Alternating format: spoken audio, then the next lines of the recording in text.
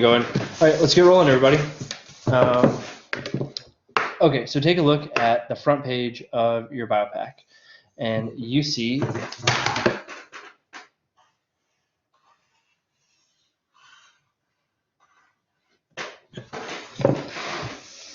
an image that looks about like this. So this is what we're going to spend the next, I don't know, maybe 15 minutes or so talking about, is this image. So you'll notice that it's color-coded in these horizontal rows of color, and they're not overlapping. And so let's take a look. We're just going to break this figure down first. So let's start with our y-axis. We have volume. And so this is measured in liters. In your front page, it's measured in milliliters, in the thousands. So 1,000 milliliters is 1 liter. And so if you all were recording and when you look at your data file, you're going to see data measured in liters. And then on the x-axis, you all don't have a label, but it would be time. And that's going to be in seconds.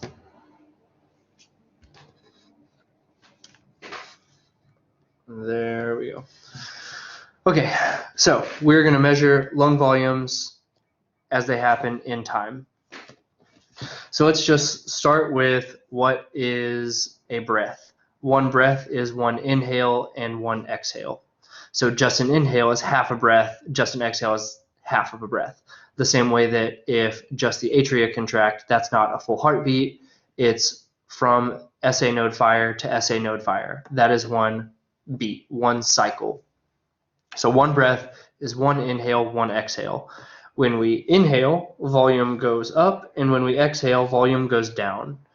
When we inhale heavily, when we breathe very deeply, we inhale a larger volume, and when we exhale fully, we have a larger decline in the volume.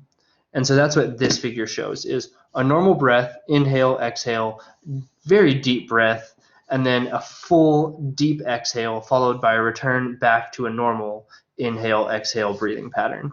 So that's what you're looking at in that figure.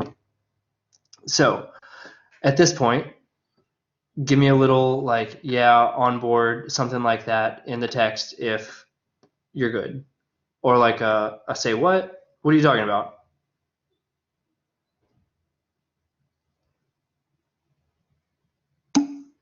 Makes sense. Perfect. Okay, so clear as mud. That's what I want. So let's work through these colors. So we're going to start with the yellow color. You notice it's this central band here, and it says is the tidal volume. So I'm going to start this. All right. So TV is the tidal volume. Think like tides in the ocean. They come and they go, and they come and they go. It's a very repetitive pattern. So normal breathing is a continuous inhale, exhale at a pretty similar rate. So rate meaning like breaths per minute, and then also a similar repetitive volume. So this might be like normal everyday breathing, but we can also have shallow breathing in a repetitive pattern or deep breathing in a repetitive pattern. But as long as it's a sequence of similar breaths, we're going to call that a tidal volume. So tidal volume can change. We can intentionally change our tidal volume. So if I'm doing something like panting, like that is a tidal volume. It is a repeated series of breaths. They are just all shallow and rapid. But we could also like long, slow, deep breaths, and that is still a continuous repetitive pattern, still tidal volume, except now it's slower and larger. Cool? So tidal volume can fluctuate. And you're going to see that whenever you look at your recording, we intentionally have you look at like normal, shallow, and deep breathing. All of those are under the category of tidal volume. Okay, so if we again look, so we're going inhale, And so this is the peak of an inhale for all of our tidal volumes, right? And then this is the largest inhale volume that we can find, and we can go over to our y-axis and figure out like what that would be. Is it 3 liters, 2 liters? This is how we'd find out. So this is the max inhale. This is a normal inhale. If we just tell the difference between these two inhale volumes, we're going to call that the inspiratory reserve volume. Let me write that. Inspiratory reserve volume. So we can shorten that to the IRV. So inspire means inhale, reserve. How much more compared to a normal inhale can your lungs hold, measuring that volume, right? So how much can you breathe in compared to how much you normally breathe in is what the IRV is. We can do the exact same thing with an exhale. This is your normal exhale volume for all of your tidal breaths, and then this is your max exhale. So we can measure the difference between a normal exhale and a maximum exhale, and that is the expiratory reserve volume. So the volume that you're able to exhale after you normally exhale. So an example of that would be something like me breathing and then finishing a breath and then continuing to push air out. That would represent the ERV. So it would be like a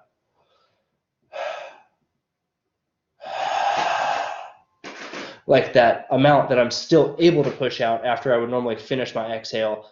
That's the ERV. Okay, so everybody on board here still? We're good? Pretty straightforward stuff.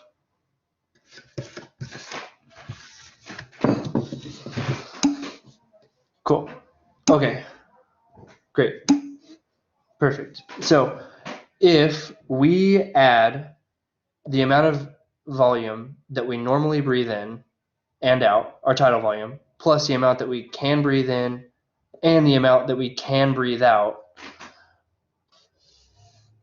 that is called the vital capacity. So I'm going to write VC. So the vital capacity is the volume of gas that the lungs can contain.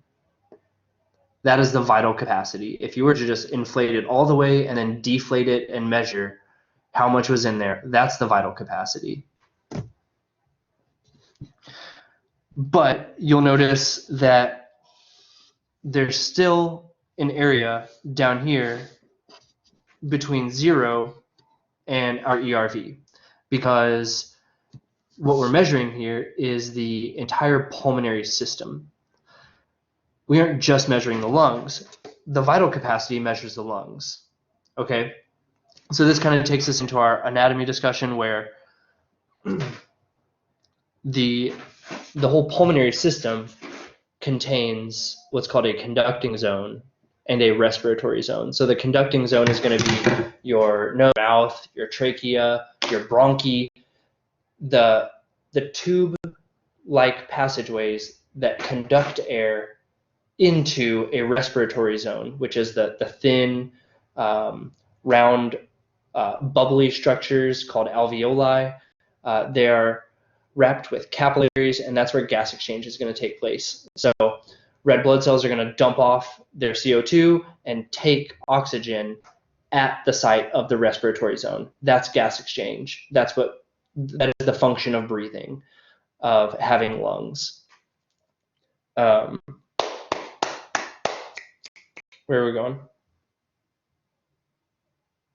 Conducting zone and respiratory zone. So within the conducting zone, that's still being measured in this figure that we see here. So in order for you to exhale everything and take this ERV down to 0, you would have to vacuum all of the air out of your trachea, all your nostrils would be, everything would have to be 0 gas, completely sucked out, vacuum dry. Okay, That's not going to happen. That's why we have the space down here.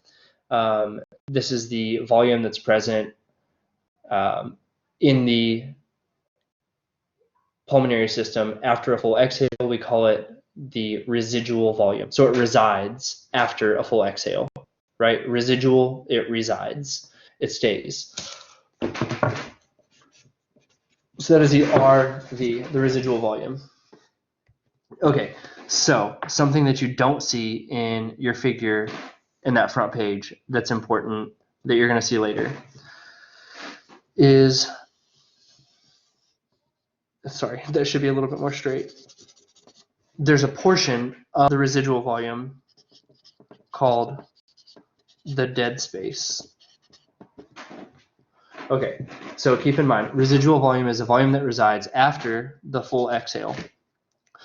The gas that remains in the conducting zone is the dead space.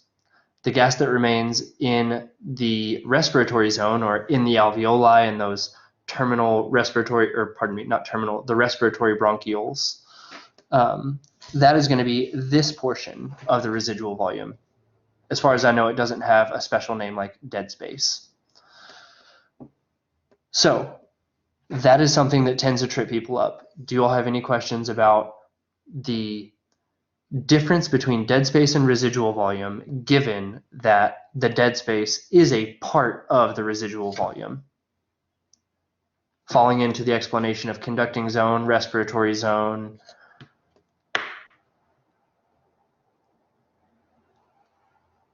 Or was super muddy?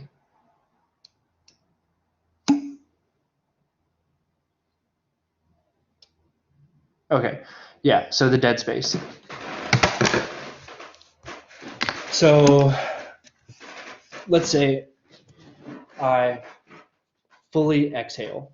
I let out all of the gas that I can, just like everything out. There's still some gas in my nostrils. There's still some gas in my mouth. My mouth is a part of the conducting zone, right?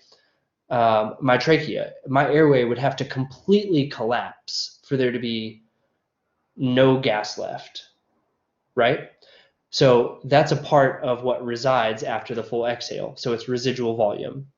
Cool. So I get it's part of residual. Perfect. So what's going on is that it's not in the lungs. It's not deep in the lungs, not even just in the lungs. It's not within. Okay. So the dead space is after the full exhale, part of residual volume, but is not gas in thin tissue surrounded by capillaries. So there's no gas exchange taking place.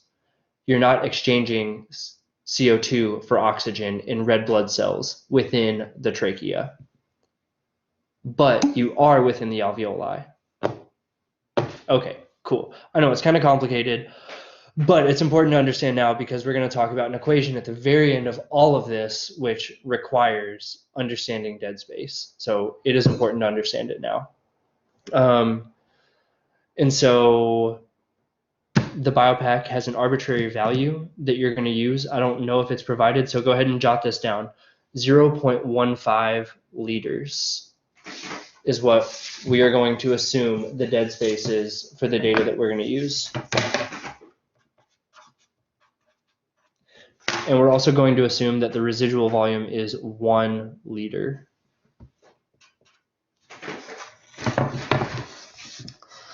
So like down here, the residual volume will go to 1 liter, and then this dead space, you're not going to see it on the figure, but we're going to use it in our calculations as 0.15. We use that 0.15 to get an answer.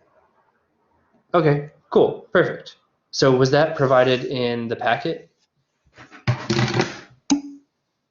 Great. I also appreciate that you actually read the packet. That's nice to know. Okay, right, good job. Good work, everybody.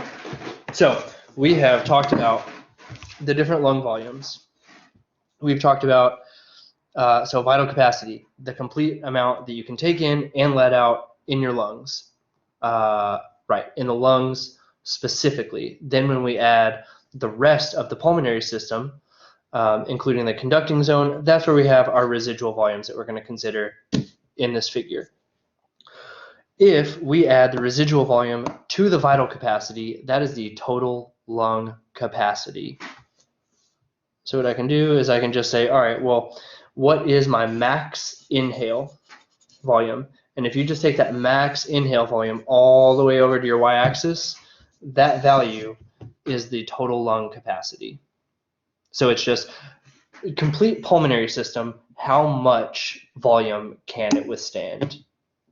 My Wi-Fi is sucky right now, so it's cutting in and out. May just have to watch the recording later. Yeah, maybe. I'm sorry. You can always email me if you have specific questions. But there is a recording available, so I'm glad we figured out how to do that. So yeah, Madison, I won't be able to respond to emails until afterwards, but right, like I said, I'm glad the recording's available for you. So keep checking in and out. All right, so if we add vital capacity to residual volume, we get total lung capacity, complete volume in pulmonary system. Did it. So one thing to notice here is that these are not overlapping, so we can take this and put it into a math equation. So the total lung capacity, the TLC, is the vital capacity plus the residual volume. And then we know that the vital capacity is the IRV plus the tidal volume plus the ERV, and then we can add the residual volume to that. So now we're just doing simple algebra, where you can be provided 4 of any of these 5 values and be able to find out what the remaining value is. But you have to have all but one value, because again, this is algebra, and if you have 2 unknowns, you can't solve for that equation because they aren't equal. So this is the bulk of what the stuff relies on. And then I have a follow-up, but I'm going to make another set of paper as we move forward. So can I say the last equation again? Yes, I will definitely do that. Okay, so let me try and get this straight. There we go. Okay, so the total lung capacity, let's see if we can get this. Okay, so total lung capacity is vital capacity plus residual volume. So that's what we saw here, where it's the how much can you breathe in and then what's left over after you breathe out entirely. So that's vital capacity plus residual volume equals the total lung capacity, which is just the complete amount that the pulmonary system can take. So we need to consider what's going in and out of the lungs, and then after everything's out of the lungs, then what's in the rest of the conducting zone, like the mouth, the trachea, the nose, the pharynx. Okay, cool. And so then we can just, the second line is just saying that the vital capacity can be broken down into the IRV, the tidal volume, and the ERV. So you can put VC equals IRV TV plus ERV. But again, now that we can do this, we can solve for one unknown, but only one. Okay, so makes sense. Thanks. Perfect. Glad to hear it. So now what I'm going to do is start a new paper and talk about how to extract data from the data file. So before we do that, anybody have questions before we move on?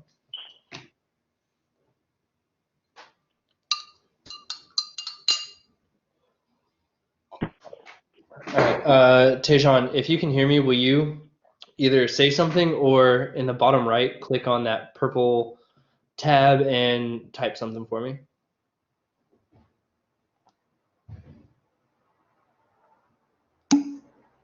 Okay, great.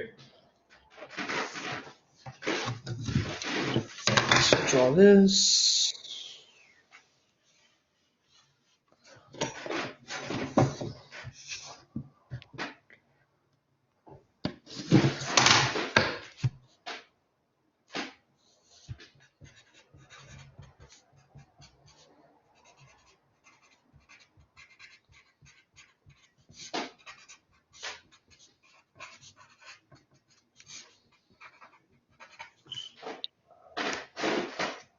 Need that.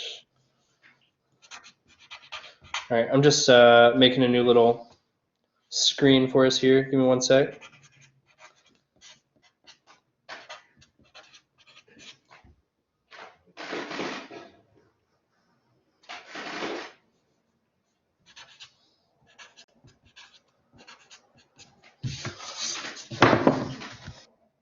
Okay, so we're good to go.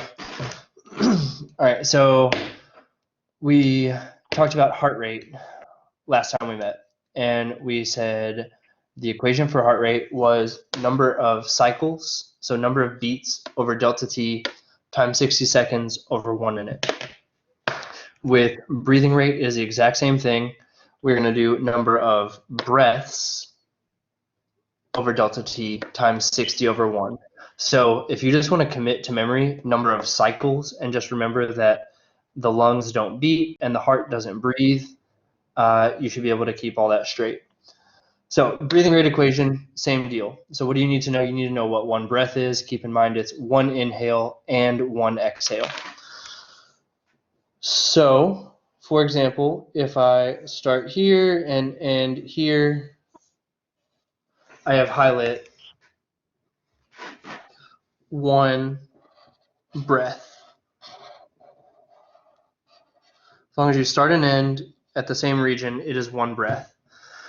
And then I'm going to look down to my x-axis where I have time. And so let's say this is like, I don't know, 4 seconds and then to 5 seconds. So that means that my delta t is 5 minus 4. So that's 1 second. So that means that I took one breath in 1 second. So now what I'm going to do is I'm going to go to my equation. So I have 1 over 1 times 60 over 1. I end up with 60 breaths per minute. Right? So it's the exact same thing as heart rate.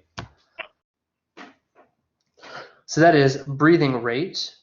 You also have another equation called the alveolar minute volume. So let me type that one out.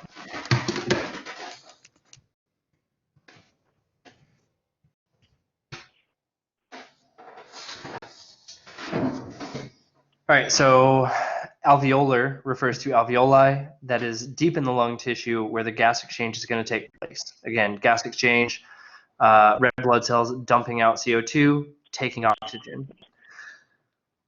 So we want to know how much volume goes to the alveoli in 1 minute. That is what the AMV, the alveolar minute volume, measures.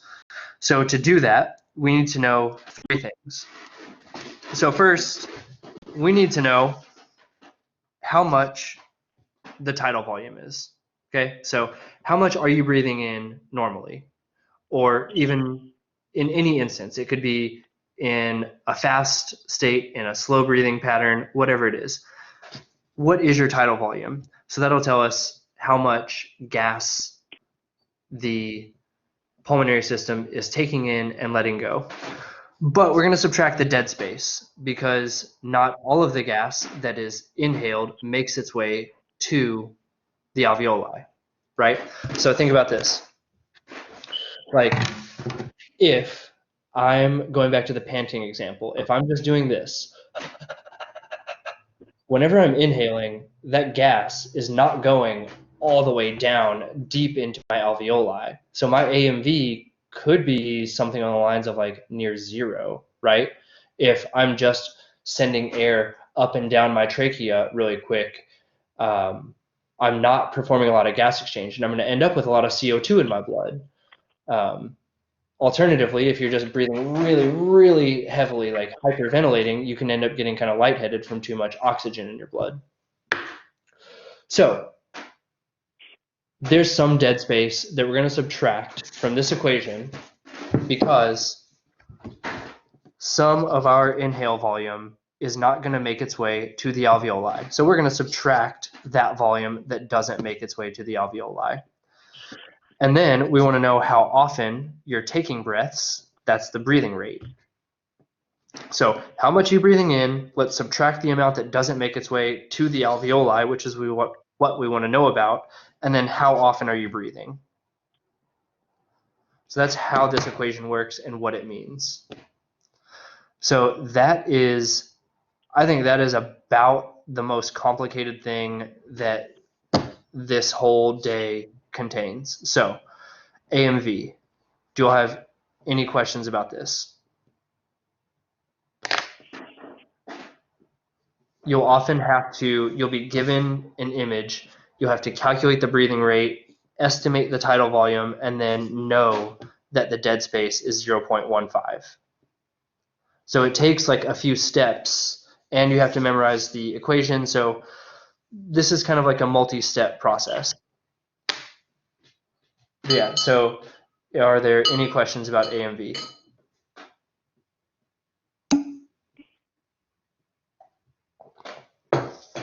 None questions. Great. Okay. Okay, let's see. So find breathing rate, then plug that number in. Yes, so you're going to plug that number in to the beginning part of the equation. Yes.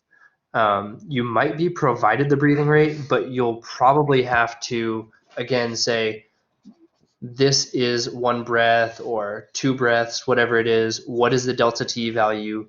Calculate the breathing rate using this equation, and then put that number in here. Probably estimate or take tidal volume from a table, and then the dead space will be a memorized value that's consistent.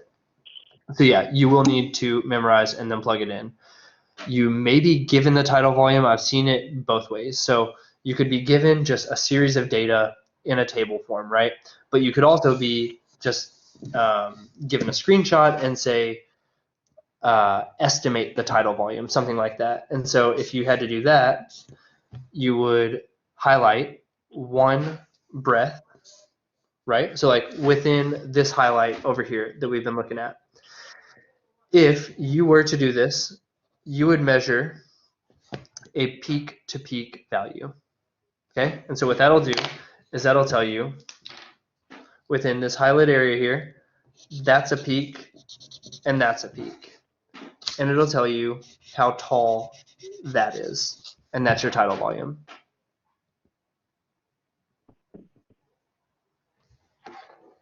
So that's one way to do it. Another way to do it would be to start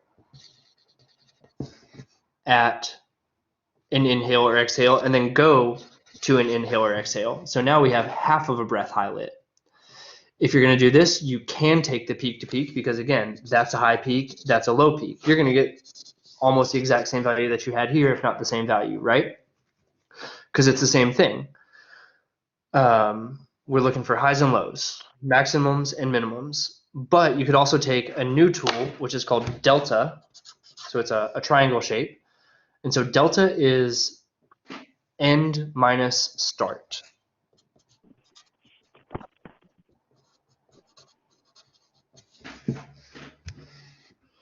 So now we are going to look at where does the highlight begin and where does the highlight end, instead of what is the maximum and what is the minimum.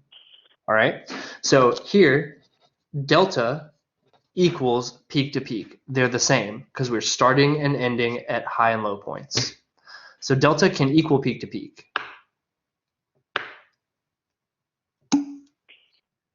Okay, got it. Perfect. Okay, so then let's go back to this side. So if we have this box, so here we're starting at a normal breath inhale volume and going to the same one again. Well, that's great for measuring breathing rate, but if we took a delta value here, our delta value is going to be 0 because we're starting and ending at the same volume. So this number minus that number is 0. So when you're measuring tidal volume, I recommend just doing it with the peak-to-peak analysis tool. But on your quiz next week, if you see something up here that has delta or peak-to-peak, don't think that one is right or wrong because it's delta or peak-to-peak. You can measure tidal volume using either tool.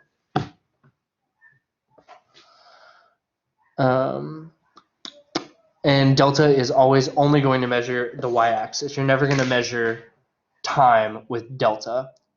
Time is always measured using the delta t, or the change in time. And so here you go.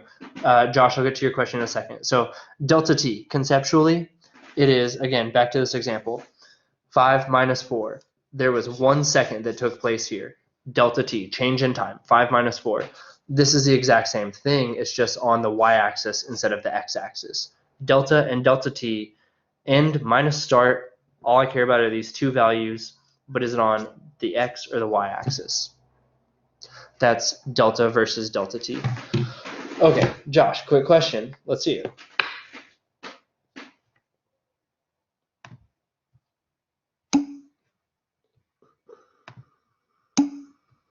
Okay.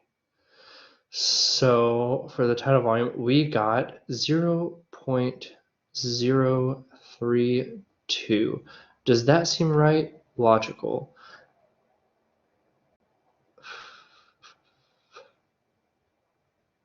Is that for the normal breathing pattern? And so Josh, if you have it, are you able to take a screenshot and email it to me so that I can see what you're talking about? Because if I'm being like, it seems low, because that would be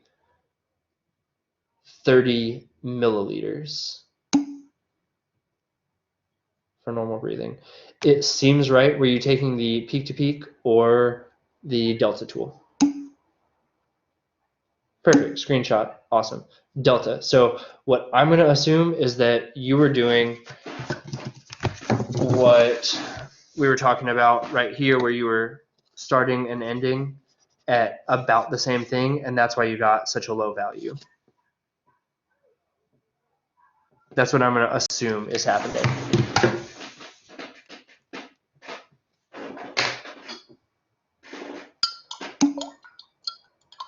There is a written, also, is there a written PowerPoint for this? Let's see here. So there's the document that contains a written description of things. Yes. At the end of, let's see, it looks like it's slides 16 through 24 in the pulmonary biopac presentation in week 9 has some information regarding this for you. And there is group data there on slide 24 in that PowerPoint. Let's see, email sent, got it. Let's check on the time. All right, we're still good. All right, so let's open this up.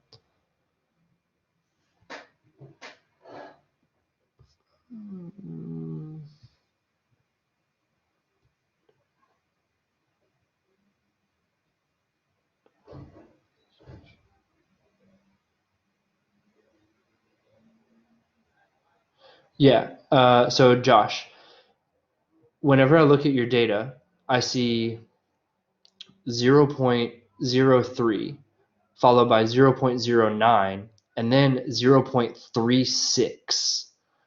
So if you're measuring the same type of breathing pattern, you should not see something that is more than 10 times larger between your first and third measurement.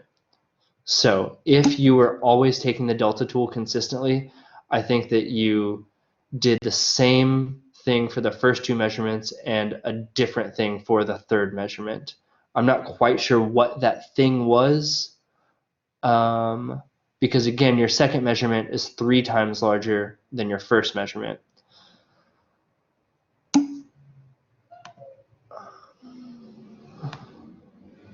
Okay, so I worked with Grace, who emailed you about checking your works. Okay, that makes sense. I'll go back and correct it. Cool. So yeah, check it out, and you know, we'll play it by ear. We'll get it worked out. We'll probably have to do a lot of screenshotting. So that was like a photo of your data. So what I was wondering if you could do, so what would be helpful is if when you have the software open and you have like on the screen, you know, if you could show me like the waveform with the text boxes on the top that show the values that you're getting with like the highlight and all that sort of stuff. So if you can show me how you're highlighting and collecting data, then I'm more able to give you feedback on what a potential issue could be. And so that goes for everybody. As you are working through the software, the easiest way for me to know how to help you with your troubleshooting is to shoot me screenshots. So I know for a Mac, it's like Control or Shift Command 4. I think there's another way to do it on Windows computers. Okay, so we have that. Let's get back to our figure. I'm gonna make a new one. Okay, perfect, awesome.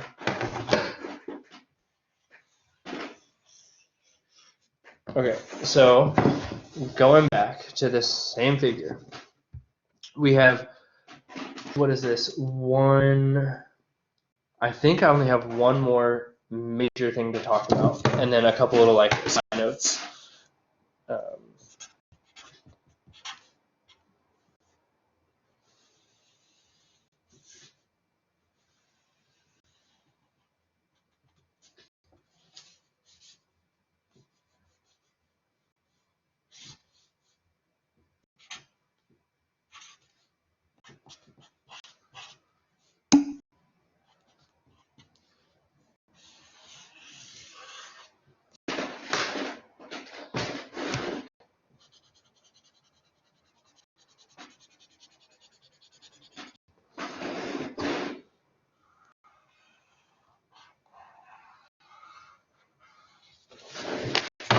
All right. Let's see. Press the print screen key on a Windows computer to screenshot. Awesome. That's right. Yeah, I think it's like print screen, and then you open Microsoft Paint and then save or something like that. Usually adjacent to your insert key. Cool. So you can, Tejon, can you just do print screen and then like a Control V to paste that image, or like a right click paste.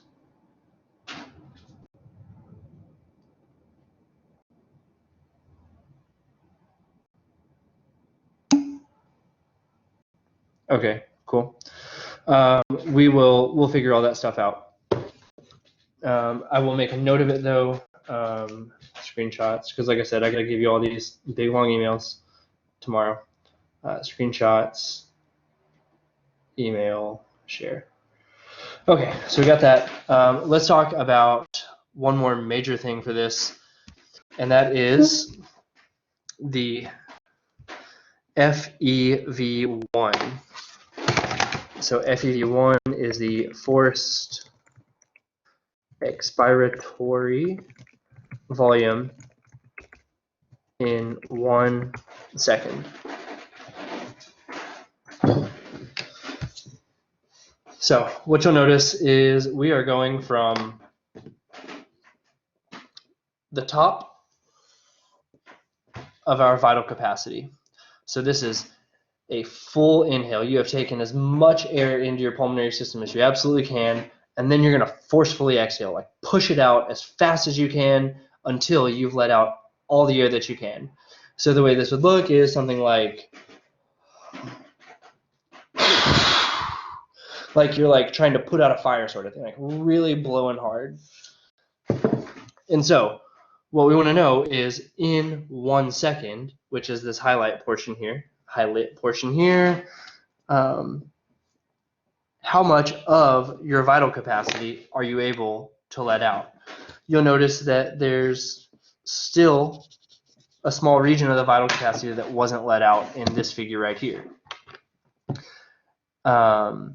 And so what this clinically can be used for is if you have restricted or obstructed airways. So if you have like COPD or asthma, bronchitis, any sort of limitation to airflow through the pulmonary system, you're likely going to have a smaller forced expiratory volume in 1 second.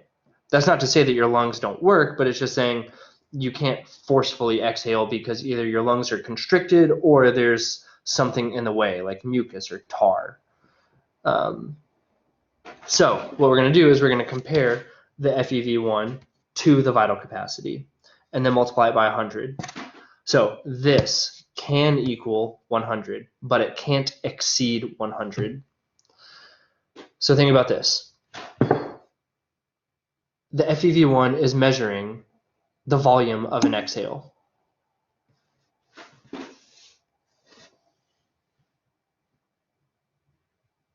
Let's see.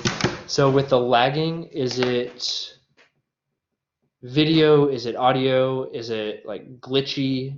Like what's going on? Or yeah, is anybody else having any sort of thing going on?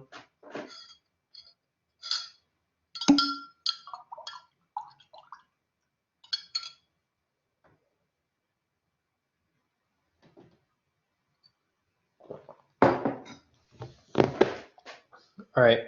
So SK, I don't know if you want to maybe try maybe leaving and then coming back. I don't know like how disruptive it is for you, but do keep in mind that this is recorded, so it's available after the fact. So if you have to leave and then come back, you're not going to miss out on much except like maybe an opportunity to ask a question, but like we're just about wrapped up here.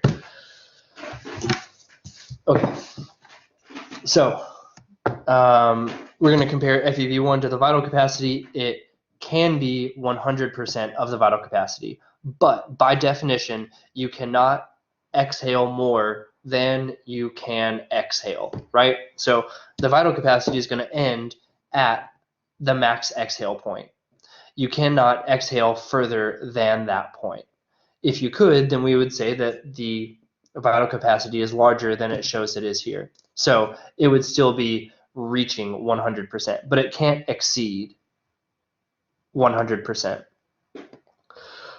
Let's say that your airways are so perfect and like you're just so healthy. I don't know, whatever's going on. And maybe this is you in 1 second. You finish your full exhale and then start to inhale again. Fine. Totally, like that's great. Very healthy, very perfect lungs. It's still 100% because we're talking about the exhale only. So that is also kind of complicated, but the whole point, it will not exceed 100%, this little figure right here. So if on a quiz or an exam, homework, this assignment, whatever it is, you get more than 100%, you did something wrong. Either in your measuring or in your setup of the equation, you'll know it's wrong if it's greater than 100.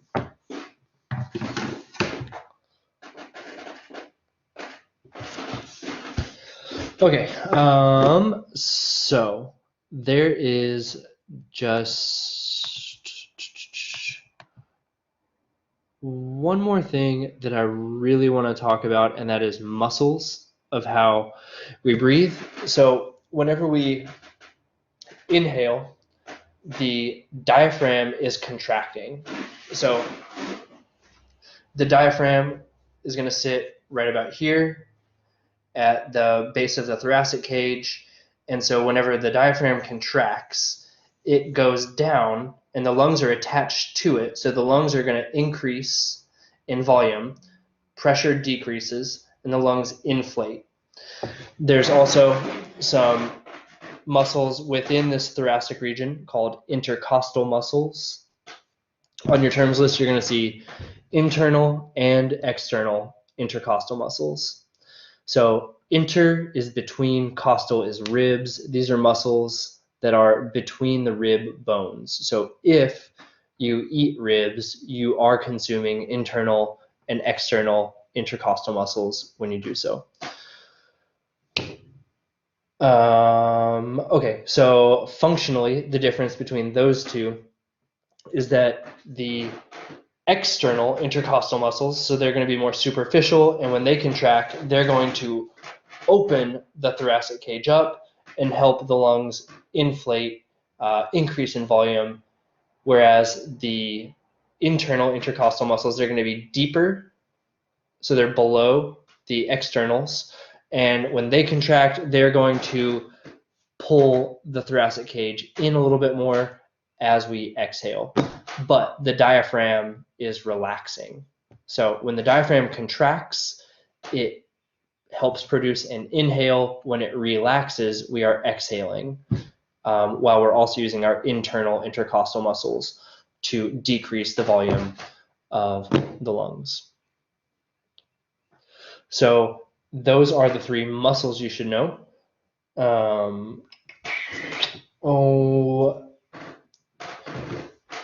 Looking forward to next week. So next week we're going to talk about how the cardiovascular system is intertwined with the pulmonary system, especially when we consider exercise. So what we're going to see is that as the heart rate increases, the breathing rate also increases. As heart rate slows down, breathing rate slows down. So the heart is going to pump blood, but that blood needs to exchange gases. It needs to dump off its CO2 and take oxygen. So if the heart beats faster, the lungs need to also work at a faster rate. So breathing rate and heart rate are in tune with one another, and they're regulated by the autonomic nervous system. So remember the sympathetic and the parasympathetic nervous systems. Sympathetic makes things go faster. So we're going to have a faster breathing rate, larger tidal volumes, faster heart rate. With parasympathetic activation, we're going to have a slower heart rate, slower breathing rate, and I would expect tidal volume to potentially decrease a little bit. But either way, we're going to have everything going faster and slower in sync with one another should the autonomic nervous system be functioning properly.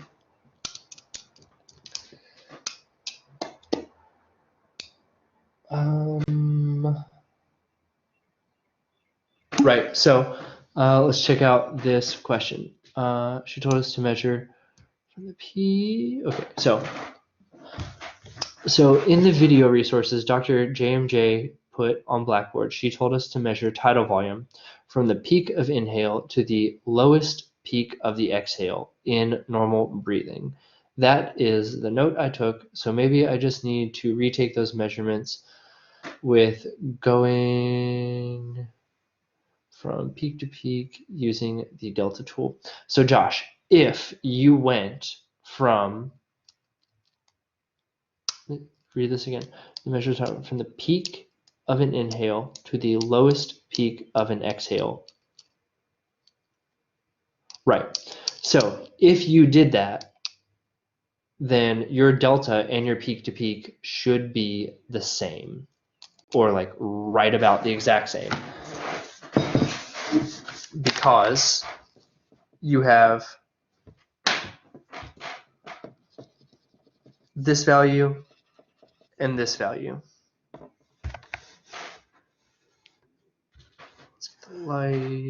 So what the computer is going to do is it's going to say delta equals end minus start. Or it'll say peak to peak equals scan highlight maximum minus minimum. In this case, these two values are the same. So delta should equal the peak to peak value if you did it this way. If you did it from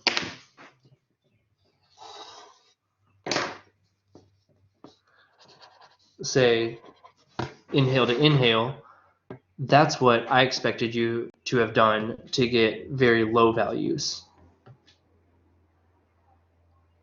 So you might want to check and see if you all did this for your first 2 measurements and then this for your last measurement, because your third measurement was 10 times higher than your first measurement. And that's a lot of variation.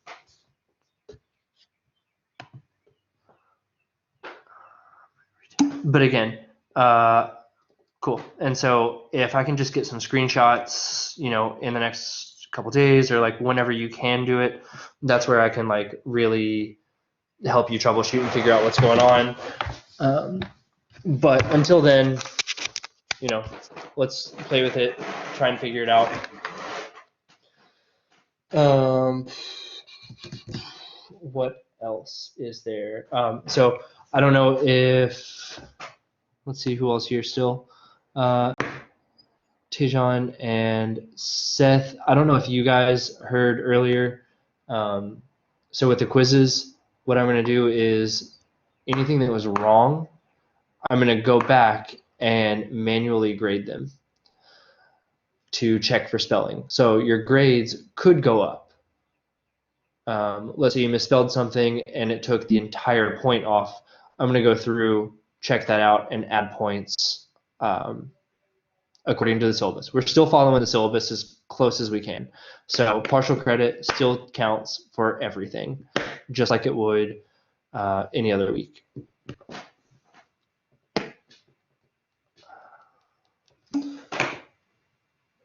All right, cool. So yeah, that's what I've got for y'all. That's the whole thing. And then looking forward on a weekly basis, I've made this link available every week at this time. So this is going to be our way of communicating on a regular basis, aside from email. So this is kind of like our office hours, our classroom. This is everything right here. I'm going to email you on Tuesdays after I meet with Dr. MJ. So if you have questions that you want me to ask her specifically, since she's the one who's running this whole show, you can send stuff to me that I can relay to her and then bring you feedback for on Tuesday. So if you're working through stuff tonight, whatever. If you're, when I say whatever, I mean, if you're working through stuff tonight, just contact me. We're going to get through this stuff. Remember to stay calm. We're not going to freak out. It's going to be fine. Does 0.7 liters for normal breathing sound a little better?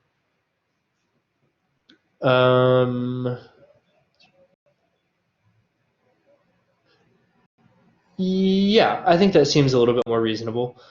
Again, if I get a screenshot, then I can like really see. It's been a while since I've looked at this data file, and again, I'm on my end not able to see it. So after I end this session, what's on my list of things to do is to download your all software and troubleshoot with all this, try and figure out what's going on, and then that'll be included in the email that I send out with like, all right, here's where we are now, here's what's due next week, all that.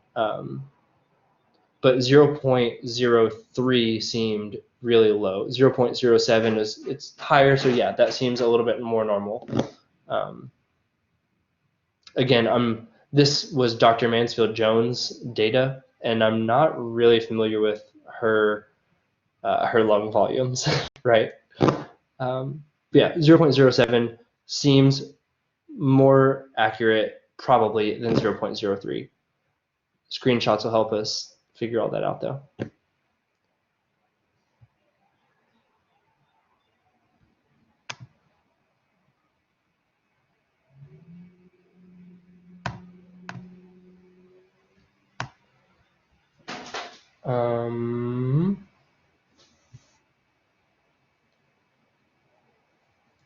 All right, so we have 15 more minutes here. So at this point, I think it would be, helpful, maybe somewhat useful for you all to pull up your terms list, or maybe look at the PowerPoint, just kind of scan through it, see if there's anything that you have a question about while I'm here. We can go ahead and address those. Also, again, if you weren't here, the PowerPoint is titled Pulmonary Biopac Presentation 1. I think it says 1 on the website on Blackboard. And so it's the top of a pair of PowerPoints in week 9. And on slide 24, you have group data. So we're going to add this Dr. MJ data to that group data, and you'll have 5 total in your group table.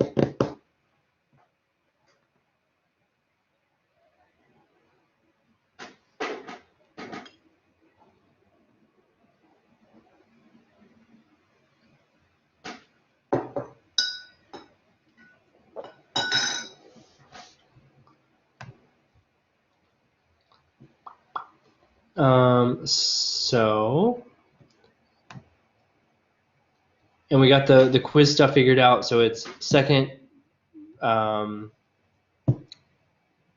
quiz worked out fine, or second quiz is the grade that counts. Did anybody have trouble with the quiz?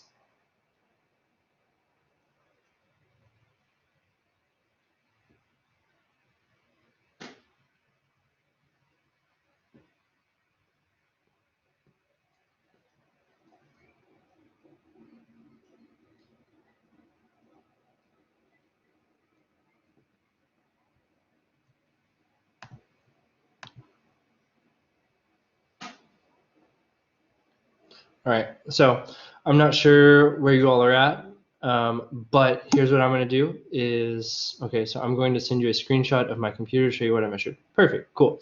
So yeah, these last like 10, 15 minutes, I'll be able to address screenshots through emails, and we can talk about that, and that'll be very useful. So let's open this up.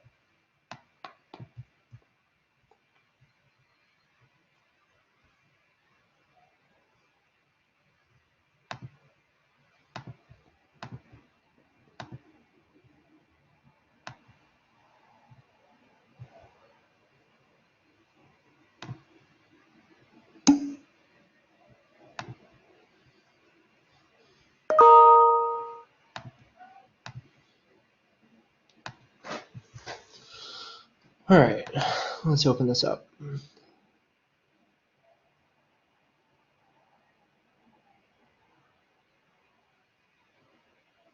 All right, so where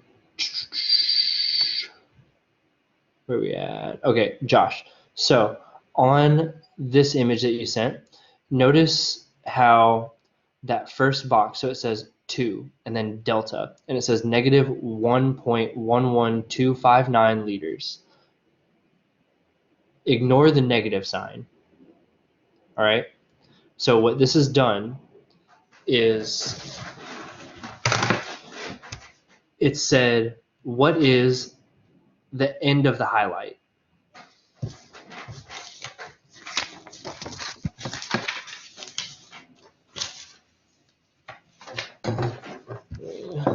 So it's 1.112.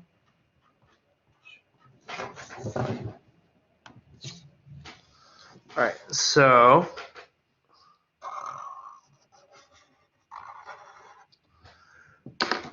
what the computer's doing is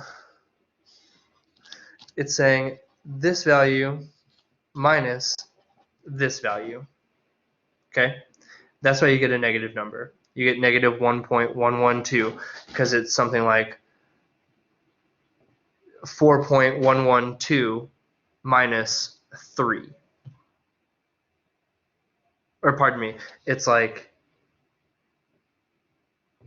3.112 minus 4 on the y-axis. So that's why it's a negative value. But you can ignore that because everything on the y-axis is positive. We don't have any negative volumes. So had you started here and ended at the top of the next inhale, you'd get essentially the same value, but it would be a positive number instead of a negative number.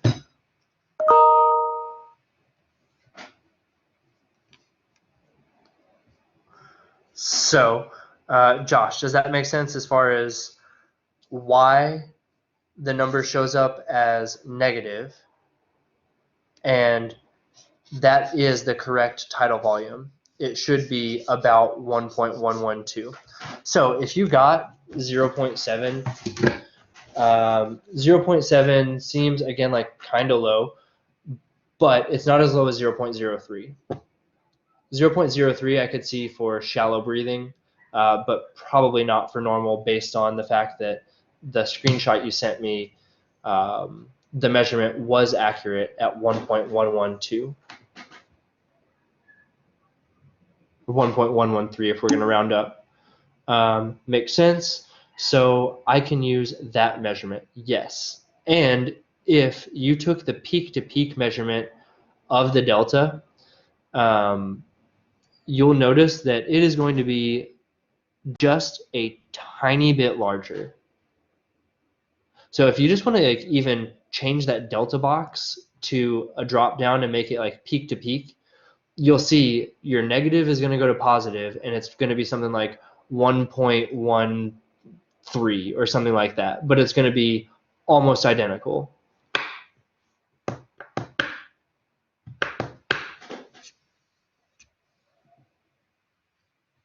But yes, you can use that measurement. That is correct. Okay, so if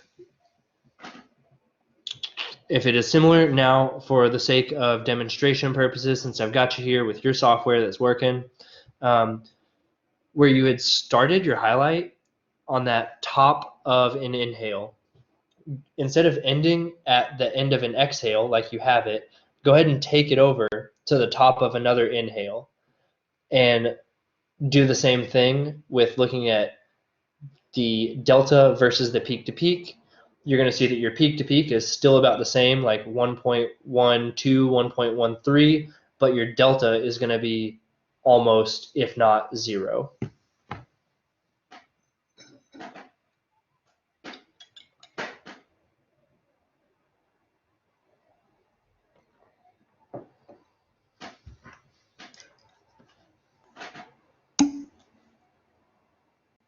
Cool. And that makes sense to you? You understand what's going on?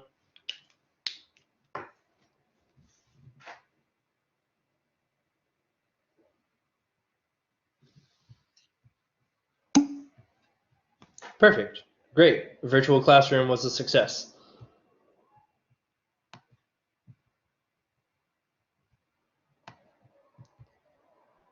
So yeah, I guess like since you're here, go ahead and maybe mess with trying to get the IRV, the ERV, the FEV1. You know, it's like if you want like this like quick real-time feedback, you can do me some quick screenshots, just like kind of throw those at me in the next like 5 minutes, and I can just be like, yep, doing it. If not, don't worry about it. You can still do that like through email. But I could also do it right now too. It's up to you.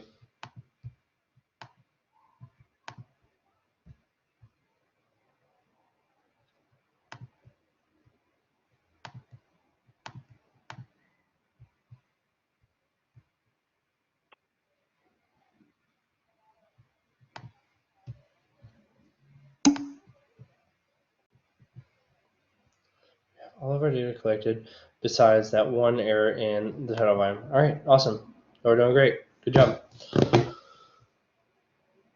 So, yeah, unless you guys have any other questions, that's what I got for you. And again, yeah, this will be available through Blackboard, and I'll shoot you an email tomorrow afternoon. So, unless you have anything else, I'm just going to chill here and wait for any other questions or people to roll in and out. You're so welcome. This is kind of fun. Same, I appreciate it. You too.